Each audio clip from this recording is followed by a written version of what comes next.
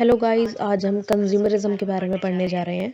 Consumerism में हम customer protection act भी पढ़ेंगे और कस्टमर के राइट के लिए जो 3 फोरम्स बनाई गई हैं उनके बारे में भी हम पढ़ेंगे।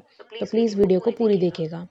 सबसे पहले हम पढ़ते हैं कि कंज्यूमरिज्म क्या होता है। देखो, कंज्यूमरिज्म से पहले एक बात तो मैं बता दूं, कंज्यूमर कौन होता है? कस्टमर, जो कि सामान को खरीदता है। ठीक है, अब हम चलते हैं कि कंज्यूमरिज्म क्या होता है। कंज्यूमरिज्म ऐसे एफर्ट्स और लॉ का ग्रुप है जिससे कस्टमर को अनफेयर ट्रेड प्रैक्टिसेस से बचाया जाता है। इसमें गवर्नमेंट ऐसे नियम कानून बनाती है, ऐसे लॉ बनाती है ताकि कस्टमर को जितनी भी गलत चीज़ें हैं, जितनी भी अनफेयर ट्रेड प्रैक्टिसेस हैं, उनसे बचाया जा सके। ठीक है, कस्टमर को अवेयर करना इसका मेन एलिमेंट है।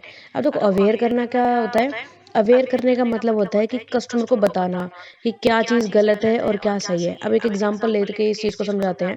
जैसे कि एक दुकानदार है, एक शॉपकीपर है, गर्मियों में कोल्ड ड्रिंक लोग बहुत खरीदते हैं, तो कई बार क्या होता है, कोई कोई शॉपकीपर सोचता है कि क्यों ना एक्स्ट्रा पैसा बना लिया जाए और वो ठंडी कोल्ड ड्रिंक के एक्स्ट्रा चार्जेस ले लेते हैं, जबकि वो गलत है। क्यों? क्योंकि हमारा कस्टमर लॉ कहता है, कस्टमर के लिए जो लॉ बनाया गया है वो कहता है कि आप एमआरपी, मैक्सिमम रिटेल प्राइस से ज़्यादा किसी भी कस्टमर से नहीं ले सकते। ठीक है, रूरल एरियाज में ऐसा होता है, एक्स्ट्रा चार्ज कर लिया जाता है ठंडी कोल्ड ड्रिंक के लिए, ये बहुत नॉर्मल चीज़ है। ठीक है, तो हम नेक्स्ट पॉइंट पे चलते हैं कि कस्टमर को गुड क्वालिटी का प्रोडक्ट दिलाना भी इसका एक पर्पस है। ठीक है, it helps customer in getting good quality products. अब आते हैं हम इसके पॉजिटिव इफेक्ट्स पर। तो पॉजिटिव इफेक्ट्स क्या होते हैं? फर्स्ट पॉइंट है, इट प्रोटेक्ट कंज्यूमर राइट। ये कस्टमर के राइट्स को, उसके अधिकारों की रक्षा करता है, उनके उसके अधिकारों को प्रोटेक्ट करता है अलग अलग नियम कानूनों के द्वारा। ठीक है, सेकेंड आता है, it creates boom period, it brings boom period. Consumerism के आने के बाद ना लोगों को स्पेशलाइजेशन के बारे में बड़ी जानकारी हो गई है कि जैसे कि अब हम शैम्पू का एग्जांपल ले लेते हैं कि हेयर फॉल के लिए ये शैम्पू होता है, डैंड्रफ के लिए ये शैम्पू होता है। तो लोग क्या करते हैं, अलग अलग हेयर प्रॉब्लम्स के लिए अलग अलग तरह के शैम्पू खरीदते हैं, जिसकी वजह से क्या होता है कि डिमांड बढ़ जाती है प्रोडक्ट की। और जब प्रोडक्ट की डिमांड बढ़ती है तो मार्केट में बूम पीरियड आता है। बूम पीरियड का मतलब आम भाषा में कही तो बाजार में तेजी आती है, बाजार में काम बढ़ता है। ठीक है, थर्ड पॉइंट आता है, increase competition and quality standards. ये बाजार में कंपटीशन बढ़ाता है। अब देखो, अब जब शैम्पू इतने सारे बिक रहे हैं तो बाकी लोग भी तो सोचेंगे ना, क्यों ना थोड़ा सा पैसा हम भी कमा ले भाई, शैम्पू के काम में तो बड़ी कमाई है, चलो हम भी एक फैक्ट्री खोल लेते हैं। अब इसी तरीके से बहुत सारी कंपनीज आ जाती है और कंपटीशन बढ़ जाता है। तो कंज्यूमरिज्म ने कंपटीशन को भी बढ़ा दिया है। ठीक है, पहले गिनी चुनी एक दो कंपनी होती थी शैम्पू की, सनसिल्क, क्लिनिक प्लस, ये दो सबसे फेमस थी। और अब देख लो 10-15 शैम्पू की कंपनीज हैं, नाम शायद गिनने बैठोगे तो एक दो तो भूल भी जाएंगे हम। ठीक है, चलो नेक्स्ट पॉइंट पे चलते हैं, इस सबको छोड़ते हैं।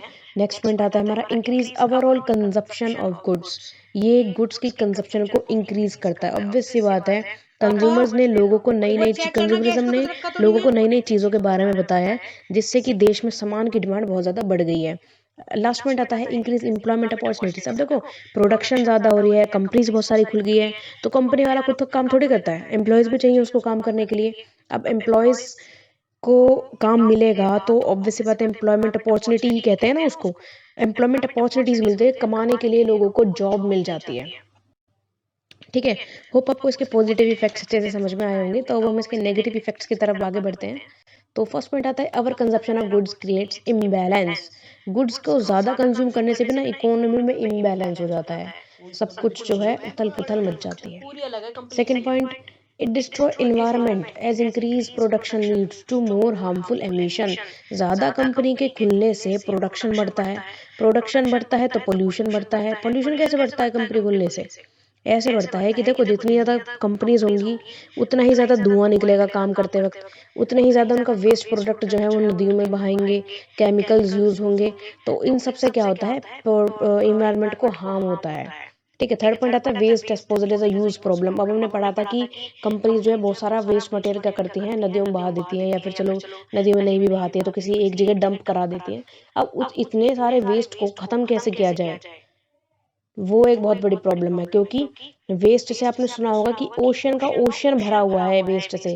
अगर सारे वेस्ट को एक जगह इकट्ठा किया जाए तो एक आइलैंड बन जाएगा बहुत बड़ा। ठीक है, तो उस वेस्ट को डिस्पोज करना एक बहुत बड़ी समस्या है। सेकंड लास्ट पॉइंट आता है हमारा, unsustainable consumption leads to social problem. कि जो अनसस्टेनेबल कंजप्शन क्या होता है, देखो अनसस्टेनेबल मतलब इस तरीके से हम सामान को खत्म किए जा रहे हैं कि अगली जनरेशन के बारे में तो हमने सोचा ही नहीं कि उनके लिए बचेगा या नहीं बचेगा।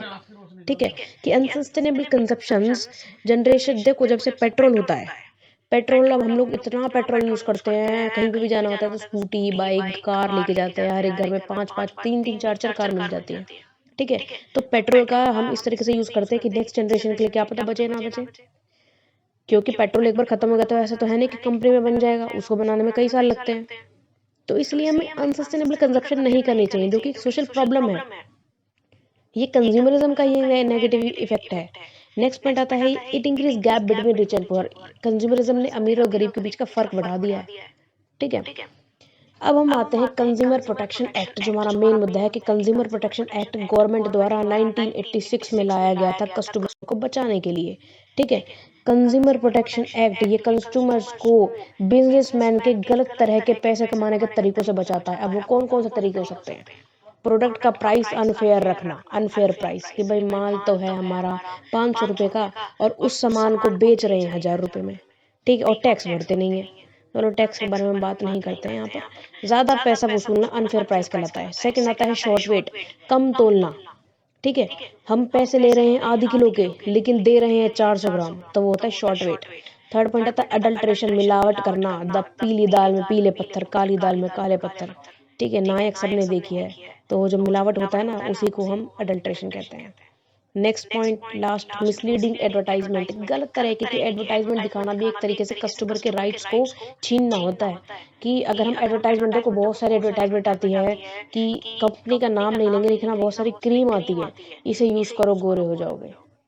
लिटरली, सीरियसली, कि 15 दिन यूज करो और फिर देखो आधे आधे का फर्क हो जाएगा, एकदम गोरे चिट्टे हो जाओगे। तो ये चीज सब चीजें गलत होती हैं, जिसकी वजह से कुछ कंपनीज ने तो अपना नाम भी बदल लिया है। और अब शायद समझ गए होंगे कौन सी कंपनी की बात यहाँ हो रही है।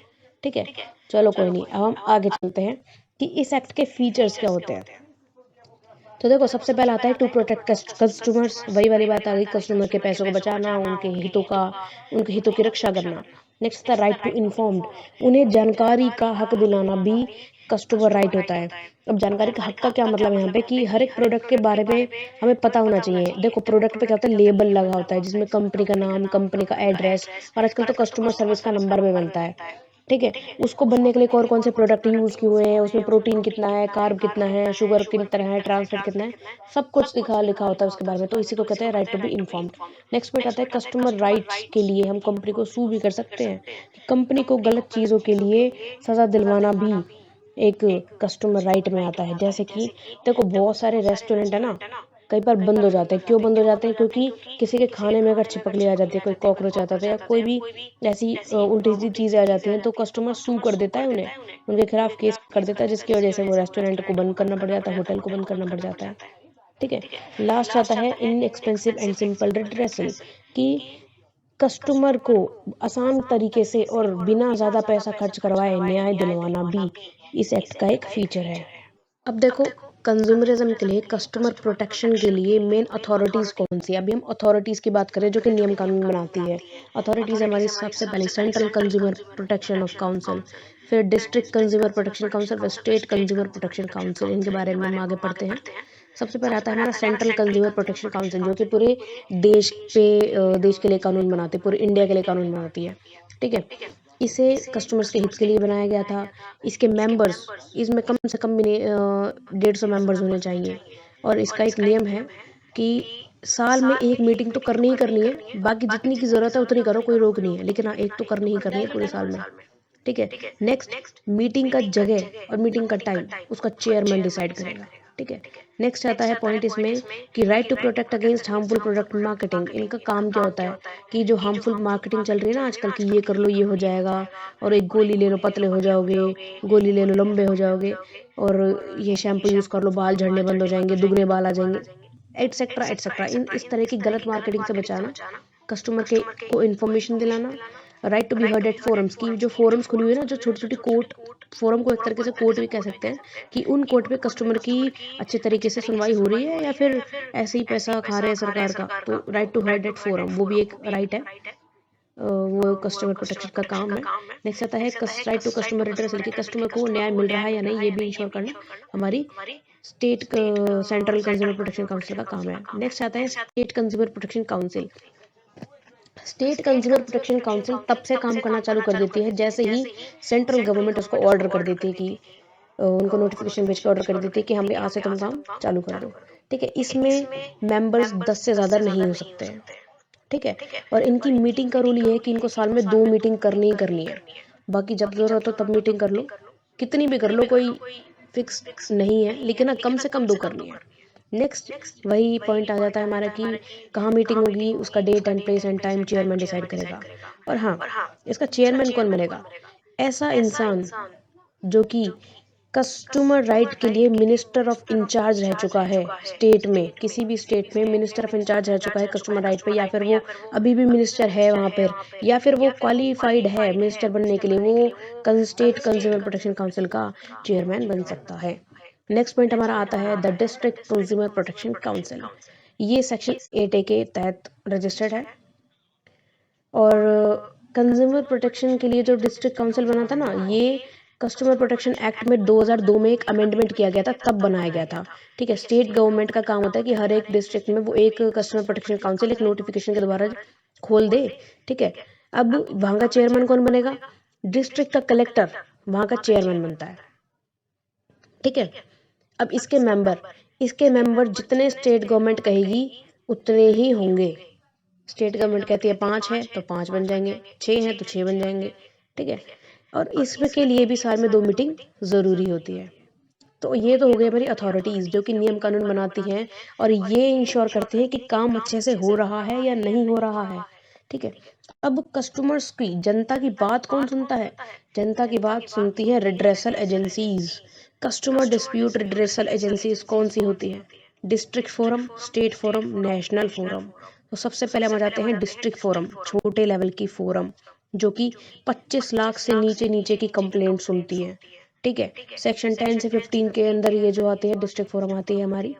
ठीक है, पर्सन जो कि डिस्ट्रिक्ट जज बनने के लिए क्वालिफाइड है वो डिस्ट्रिक्ट फोरम का प्रेसिडेंट बनता है। ठीक है, इसमें प्रेसिडेंट के अलावा 2 और मेंबर होते हैं। उन 2 मेंबर में से एक मेंबर वुमेन होनी जरूरी है। कौन सी वुमेन? एक ऐसी वुमेन, एक ऐसा मेंबर जो कि उम्र में 35 साल से कम का ना हो, जिसके पास कम से कम नहीं है तो बैचलर डिग्री होनी चाहिए एक अच्छी यूनिवर्सिटी की, या फिर उसके पास 10 साल का एक्सपीरियंस होना चाहिए। किस चीज़ का? लॉ से रिलेटेड, कॉमर्स से रिलेटेड या पब्लिक अफेयर से रिलेटेड। ये था हमारा डिस्ट्रिक्ट फोरम के कुछ नियम कानून। अब अगले आ जाते हैं हम स्टेट फोरम पे। स्टेट फोरम में आता है कि स्टेट फोरम स्टेट गवर्नमेंट द्वारा खोली जाती है। स्टेट गवर्नमेंट का प्रेसिडेंट एक ऐसा इंसान बन सकता है जो कि हाई कोर्ट का जज है या फिर जज था। इसमें भी प्रेसिडेंट के अलावा 2 मेंबर बनते हैं, जिसमें से कि एक वुमेन होनी चाहिए और वुमेन के लिए एक्सपीरियंस होना चाहिए 10 साल का। ठीक है, नेक्स्ट आता है कंप्लेंट। स्टेट फोरम सिर्फ उन्हीं कंप्लेंट को एक्सेप्ट करता है जिनकी गुड्स वैल्यू, सर्विस वैल्यू या फिर जो कंपनसेशन की वैल्यू होती है वो 25 लाख से 1 करोड़ तक की होती है। लास्ट पॉइंट आता है हमारा, अगर स्टेट फोरम कोई फैसला सुना देती है और हमारा कस्टमर उससे खुश नहीं है, ठीक है, तो कस्टमर 30 दिन से पहले पहले उस डिसीजन के खिलाफ नेशनल फोरम में भी कंप्लेंट डाल सकता है, लेकिन 30 दिन से पहले पहले ये काम करना होगा, स्टेट फोरम के डिसीजन के 30 दिन पहले। ठीक है, नेक्स्ट आता है हमारा national forum. National forum central government के द्वारा खुलते हैं। ठीक है, जैसे कि एक एग्जांपल देते हैं, सेंट्रल गवर्नमेंट वाले मोदी जी के कहने से खुलते हैं। ठीक है, नेक्स्ट पॉइंट, नेशनल फोरम का नेशनल फोरम का प्रेसिडेंट कौन होता है? नेशनल फोरम का प्रेसिडेंट होगा जो कि सुप्रीम कोर्ट का जज है या जज था। इसमें भी प्रेसिडेंट के अलावा 2 मेंबर्स होते हैं, जिसमें से कि एक वुमेन होनी मैंडेटरी है। ठीक है, और नेशनल फोरम सिर्फ उन्हीं केसेस को एक्सेप्ट करती है जिनकी गुड्स वैल्यू 1 करोड़ से ज़्यादा हो। ठीक है, मिनिमम 1 करोड़ होनी चाहिए, मैक्सिमम फिर चाहे कितनी भी हो। नेक्स्ट पॉइंट आता है नेशनल फोरम में कि अगर नेशनल फोरम के डिसीजन से भी कोई संतुष्ट नहीं है, कोई खुश नहीं है, तो वो नेशनल फोरम के डिसीजन के बाद 30 दिन से पहले पहले उसको चैलेंज कर सकती है, सुप्रीम कोर्ट में ट्रांसफर करवा सकती है अपने केस को। Thank you so much, hope आपको ये वीडियो समझ में आ गई होगी। Like share subscribe the channel. Thank you.